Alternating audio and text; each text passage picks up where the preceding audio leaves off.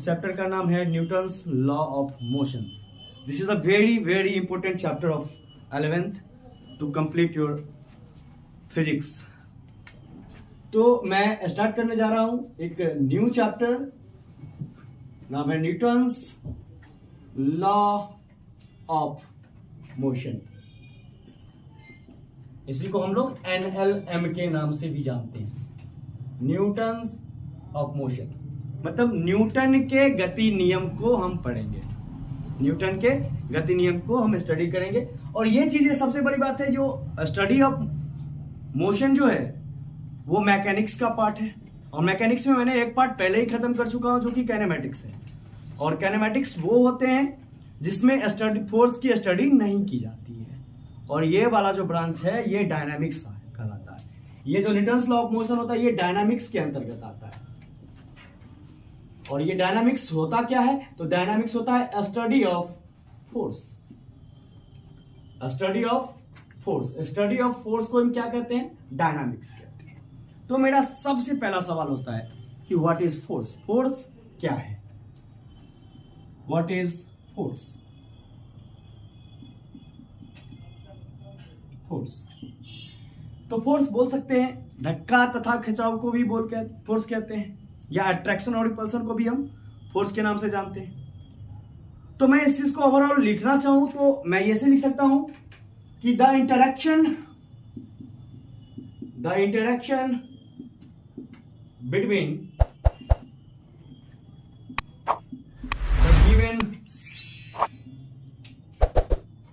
Bodies to change its state of motion. State of motion is called force. अब यहां पे interaction word जो है, ये इंटरेक्शन का मतलब क्या होता है? तो इंटरेक्शन का मतलब जो होता है, आप समझ सकते हो, इंटरेक्शन का मतलब जो होगा, इसका मतलब होता है अट्रैक्शन, रिपल्सन, मतलब फोर्स लगाना। फोर्स में क्या होता है? फोर्स तो होता है या तो आप पुश करो, किसी को पुश करो, या फिर पुल करो, या फिर तो आप बोल सकते हैं अट्रैक्शन और रिपल्सन। आकर्षण और प्रतिकर्षण को भी हम क्या कहते हैं? फोर्स ही कहते हैं। तो इंटरेक्शन का मतलब जो होता है यहाँ पे इंटरेक्शन को आप बोल सकते हो कि पुश और पुल को, पुश और पुल है ना, ये दोनों चीजें इसके अंतर्गत आ जाता है, पुश और पुल, या आप बोल सकते हो इसको अट्रैक्शन और रिपल्सन। अट्रैक्शन और रिपल्सन है ना। तो आप सिंपल सी भाषा में बोल सकते हैं कि धक्का तथा खिंचाव को हम क्या कहते हैं? बल कहते हैं, या फिर तो आप बोल सकते हैं अट्रैक्शन और रिपल्सन को भी हम बल कहते हैं, आकर्षण और प्रतिकर्षण को भी हम बल कहते हैं। ठीक है, अब बात आती है कि ये इसकी कौन सी क्वांटिटी है और इसका फॉर्मूला क्या होता है, इसका जनरल फॉर्मूला क्या होता है। तो मैं अगर लिखना चाहूं तो मैं बता सकता हूं यहां पे कि the force is a vector quantity. Force is a vector quantity. Force एक वेक्टर क्वांटिटी है जिसका जनरल फॉर्मूला, जो कि हम लोग बहुत पहले से सुनते आ रहे हैं, 9th क्लास से भी पढ़े होंगे, F = ma। जनरल फॉर्मूला जो होता है फोर्स का, जनरल फॉर्मूला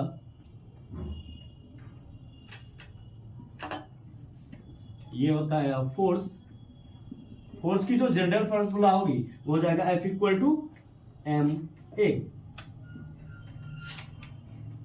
नोट कर,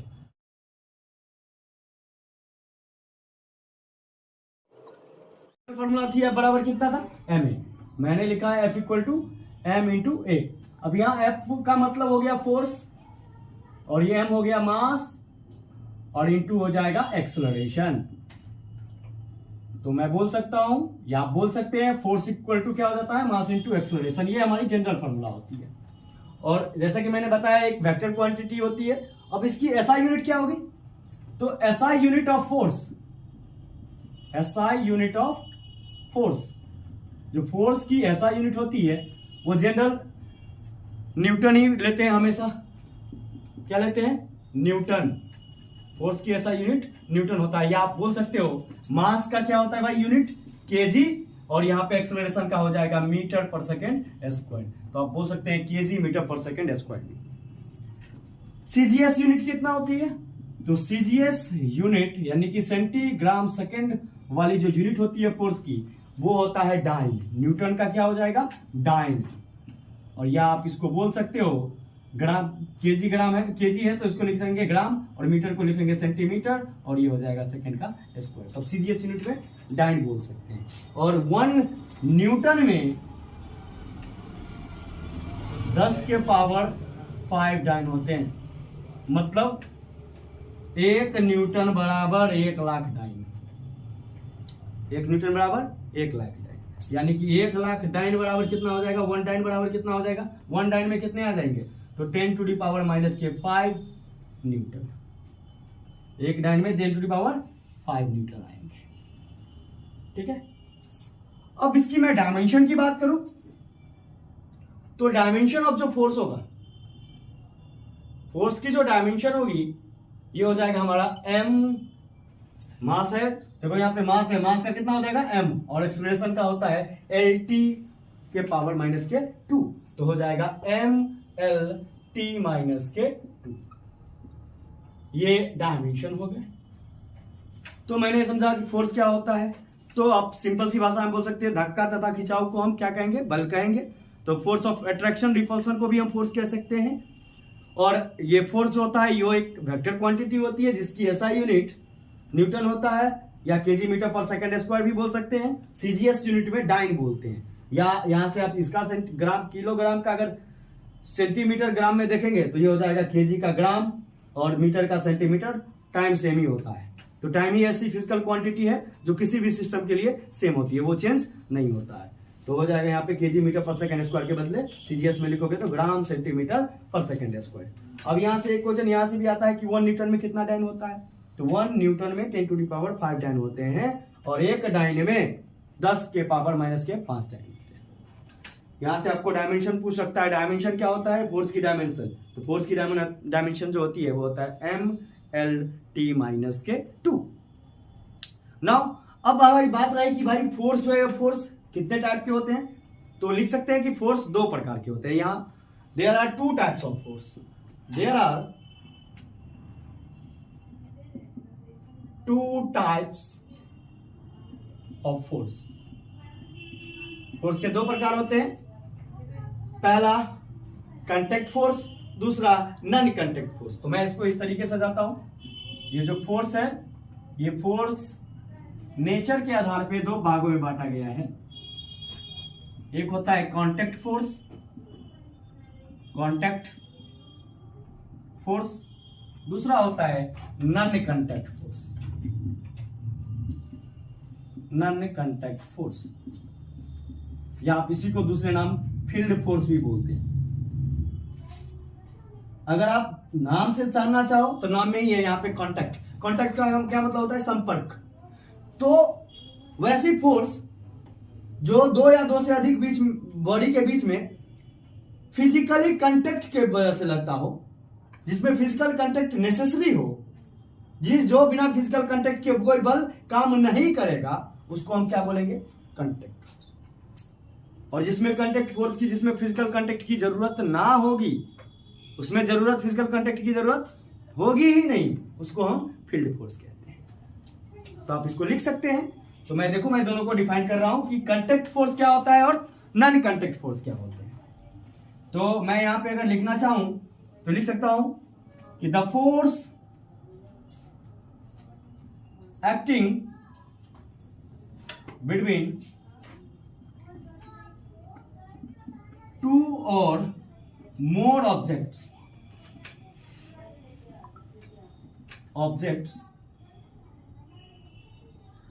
which required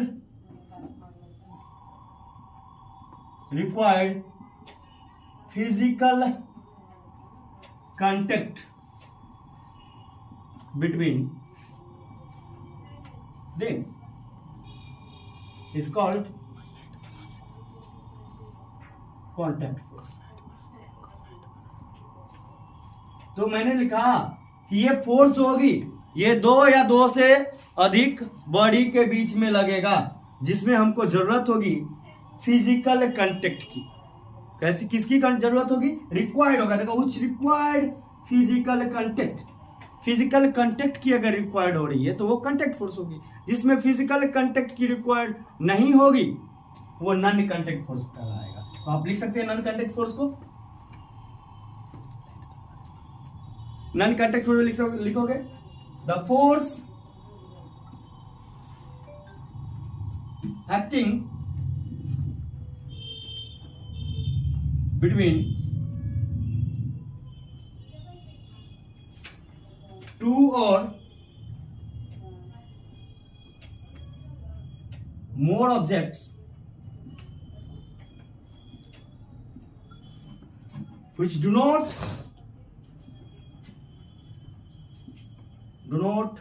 require any physical contact,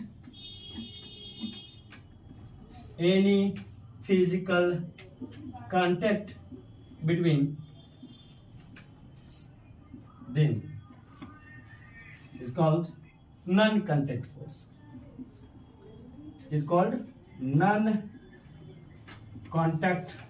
force, या इसी को आप फील्ड फोर्स के नाम से भी जानते हैं, फील्ड फोर्स के भी नाम से जानेंगे। तो जिसमें फिजिकल कांटेक्ट की रिक्वायर्ड नहीं होगी वो फील्ड फोर्स कहलाएगा या फिर तो नॉन कांटेक्ट फोर्स कहलाएगा। जिसमें फिजिकल कांटेक्ट की रिक्वायर्ड है, जरूरत है, उसको हम क्या बोलते हैं? कांटेक्ट फोर्स कहते हैं। ठीक है, चलो इतना नोट करो, स्क्रीनशॉट भी ले लो। फोर्स दो टाइप के होते हैं। फोर्स कितने टाइप के होते हैं? दो टाइप के। एक होता है कांटेक्ट फोर्स, दूसरा नॉन कांटेक्ट फोर्स।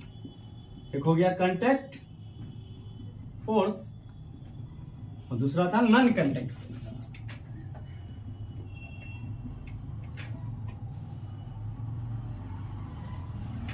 और इस चैप्टर में केवल एक ट्रिक मारेंगे और एक ट्रिक लगाने के बाद तुम्हारा 4 चैप्टर कंप्लीट हो जाएगा। केवल एक ट्रिक से, एक ट्रिक लिखेंगे और एक ट्रिक से 4 चैप्टर ही कंप्लीट हो जाएंगे। तो बस उसको बस ध्यान देना तुम लोग, जब हम लिखेंगे तो आज के क्लास में नहीं हो पाएगा, वो कल लिखाएंगे। अब यहाँ पे देखेंगे कांटेक्ट फोर्स को।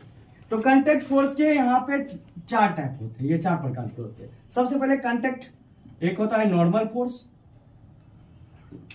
जो सरफेस के परपेंडिकुलर लगता है उसको हम नॉर्मल फोर्स कहते हैं। दूसरा होता है टेंशन फोर्स, स्ट्रिंग पे लगने वाले जो बल होंगे, यानी कि रस्सी पे लगने वाला बल टेंशन बल कहलाता है।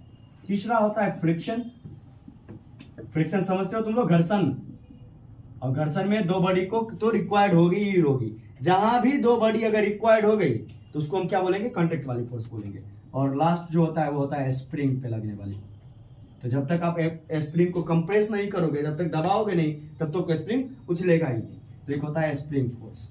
तो इस सब फोर्स के लिए हमको कांटेक्ट की जरूरत होगी ही होगी। इस सब में हमको कांटेक्ट की रिक्वायर्ड होगी, फिजिकल कांटेक्ट की रिक्वायर्ड होगी। लेकिन जब मैं यहाँ पे नॉन कांटेक्ट की बात कर रहा हूँ या फील्ड फोर्स की बात कर रहा हूँ, तो जितने भी फील्ड वाले फोर्स होंगे, इसी को हम फील्ड फोर्स भी कहते हैं, फील्ड फोर्स। तो फील्ड फोर्स में सबसे पहला आता है जो तुम लोग को 11th में पढ़ने हैं, और वो होता है ग्रेविटेशनल फोर्स। Gravitational force. और ये चीजें, एक होता है इलेक्ट्रोमैग्नेटिक फोर्स, इलेक्ट्रोमैग्नेटिक फोर्स जो कि तुम लोग को 12th में पढ़ने हैं। इलेक्ट्रोमैग्नेटिक में 2 चीज हो जाएंगे, एक तो इलेक्ट्रिक फोर्स हो जाएगा, दूसरा मैग्नेटिक फोर्स हो जाएंगे। ये भी 2 टाइप के हो जाएंगे। एक हो जाएगा हमारा इलेक्ट्रिक फोर्स और दूसरा हो जाएगा मैग्नेटिक फोर्स।